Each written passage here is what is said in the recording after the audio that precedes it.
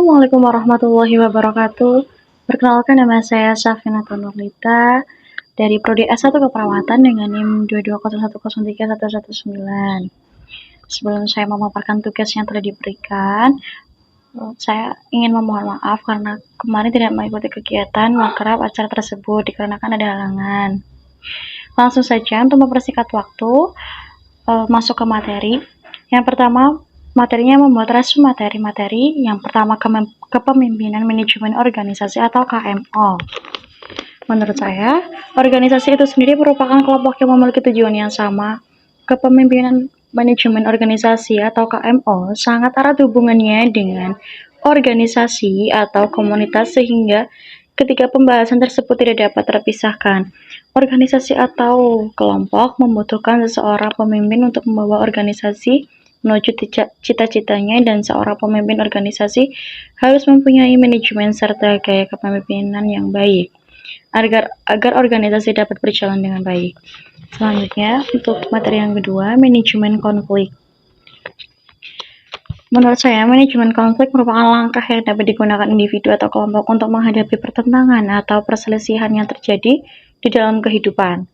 Manajemen konflik menjadi suatu kajian yang penting untuk dipelajari dan dipahami dalam menyelesaikan potensi konflik atau konflik itu sendiri, sehingga menghasilkan kesamaan sudut pandang, perception, dan kepentingan. Konflik dalam suatu organisasi dapat terjadi karena tersedatnya arus komunikasi antara pihak yang menimbulkan kecurigaan atau praduga yang dapat mengarah pada tindakan-tindakan yang merugikan semua pihak dalam organisasi.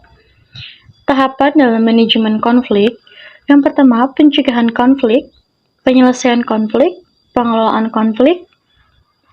Yang keempat, resolusi konflik, dan yang terakhir, transformasi konflik.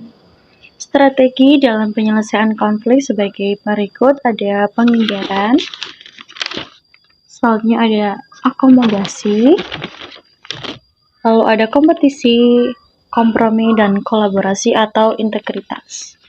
Langkah-langkah untuk menangani konflik: yang pertama, menerima, mendefinisikan dan merumuskan pokok masalah dengan jelas, mengumpulkan keterangan dan fakta namun harus terhindar dari tercampurnya opini atau pendapat. Lalu, menganalisis dan memutuskan untuk pengambilan keputusan. Dan yang nomor 4, memberikan jawaban. Pihak manajemen memberitahukan kepada pihak karyawan agar tidak terjadi keputusan satu pihak. Dan yang terakhir, nomor 5, tindak lanjut dan keputusan yang telah diambil. Langkah ini diperlukan untuk mengawasi akibat dari keputusan yang telah dipakai. Ya, untuk materi yang terakhir atau Kabinet Reformasi tentang BEM. Kabinet Reformasi dari rahim semangat perjuangan mahasiswa yang terbentuk dari gerakan perubahan. Kata reformasi yang berarti merombak atau mendobrak dan menyusun kembali semangat dan niat perubahan untuk menjunjung tinggi nilai organisasi yang terintegrasi, inklusif, adaptif, dan sinergis di dalamnya.